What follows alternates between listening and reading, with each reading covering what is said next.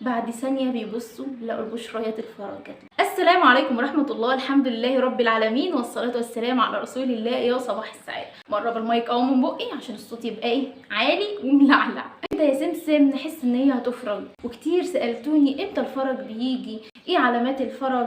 الانسان لما بيكون مهموم وقلبه وجعه من حاجة دايما بيبقى قاعد ومترقب الفرج. انتظار الفرج عبادة عظيمة. امتى يا سمسم نحس ان هي هتفرج بقى والفرح هيجي، السعادة هتيجي والعوض هيجي، ولو عليا دين هينفك، ولو عايزة زوج صالح هيجي، اي هم في الدنيا دي كلها بإذن الله هتحسوا ان الدنيا هتفرج والكرب بيبدأ ينزاح. كل ما تضيق قوي، كل ما تحسوا ان كل البيبان اتقفلت في وشكم، ان الناس كلها قفلت بيبانها في وشكم، وكل حد لجأتوا له في اي موقف مع اختلاف الهموم بتاعتنا خذلكم. ما تقولش ازاي ربنا سبحانه وتعالى من طرفة عين وانتباهتها يغير الله من حال الى حال. يقينا وعن تجربة لناس قريبة مني جدا جدا حكولي على الموقف ده، ان هم كانوا في شدة عظيمة وكانوا في كرب عظيم والامر كان صعب عليهم، فكان قدامهم المقولة بتاعت ما بين طرفة عين وانتباهتها. دايما يبصوا لها، يغمضوا عينيهم ويفتحوا عينيهم،